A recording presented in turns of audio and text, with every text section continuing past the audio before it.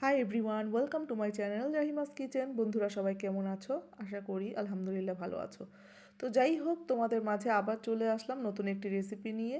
আসলে আমার রেসিপিগুলো খুবই সাধারণ, আমি ঘরোয়াভাবে যা রান্না করি তাই তোমাদের সামনে হাজির করি।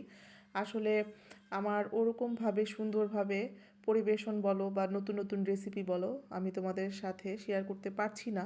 তো ইনশাল্লাহ সামনে অবশ্যই চেষ্টা করব। তো আজকে খুব সিম্পল একটি রান্না নিয়ে চলে আসলাম, কিন্তু খেতে অসাধারণ মজা। তো বুঝতেই পারছো, লাউ দিয়ে আজকে আমি দেশি মুরগির স্কিন, যেটা চামড়া বলে, ওটা আমি রান্না করব। তো জানি না তোমরা এটা খেতে কে কে পছন্দ করো বা খাও কিনা।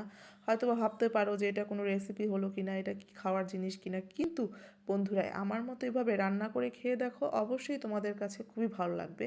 একটি অন্যরকম স্বাদ তোমরা অনুভব করতে পারবে। তো যাই হোক, আমি আজকে দেখো রান্না করে নিচ্ছি। আমি পেঁয়াজ দিয়ে দিচ্ছি, এর মধ্যে গরম মশলা দিচ্ছি 2 চা চামচ, আদা বাটা 2 চা চামচ, রসুন বাটা দিয়ে আমি এখন মশলাটাকে সুন্দরভাবে কষাবো। আর আগেই তো দেখতে পেরেছো যে আমি মুরগির চামড়াগুলোকে ভালো করে ধুয়ে পরিষ্কার করে নিয়েছি, লাউ কেটে নিয়েছি, সাথে টমেটো কেটে রেখেছিলাম। তো এখানে আমি একে একে করে গুঁড়া মশলাগুলো, যেমন হলুদ গুঁড়ো, মরিচ গুঁড়ো, ধনিয়ার গুঁড়ো, স্বাদ মতো লবণ, সব কিছু দিয়ে আমি এটাকে সুন্দরভাবে আবার কষিয়ে নিচ্ছি।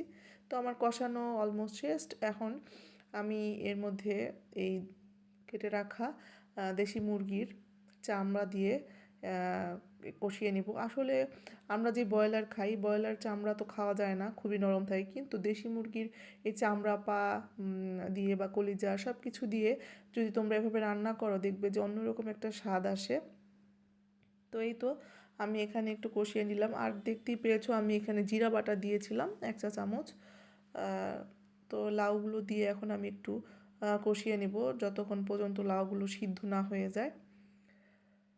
তো আসলে এই খাবারটা মানে খেতে খুবই ভালো লাগে, অসাধারণ লাগে। তোমরা অবশ্যই বাসায় রান্না করে দেখবে। আর যদি রান্নাটি তোমাদের খেয়ে ভালো লাগে, অবশ্যই আমার পেজে একটি ফলো দিয়ে দিবে এবং লাইক কমেন্ট করে পাশে থাকবে। আর পুরো ভিডিওটি অবশ্যই দেখবে। তো এই তো আমার রান্না অলমোস্ট শেষ। তো দেখো কালারটা কি সুন্দর এসেছে। এবার বলো দেখতে কি লোভনীয় লাগছে কি না।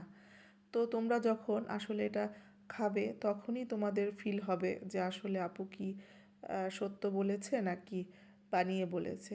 তো আমার কাছে তো বেশ মজা লাগে এরকম করে রান্না করলে। বা অনেক সময় আমি বিফ দিয়ে বা চিকেন দিয়েও রান্না করি লাউ। লাউ শুধু কেন চিংড়ি মাছ দিয়ে খাবো, সব কিছু দিয়ে ট্রাই করো, অবশ্যই তোমাদের মুখের রুচিটাও চেঞ্জ হবে এবং খেতেও ভালো লাগবে আশা করি। তো তাই বন্ধুরা, তো সবাই ভালো থাকো। অনেক বকবক করে ফেলেছি। তো সবাই আমার জন্য দোয়া করবে, আমিও তোমাদের জন্য অনেক দোয়া ও ভালোবাসা রইল। তো এই বোনের পাশে থাকবে। আল্লাহ হাফেজ, ধন্যবাদ।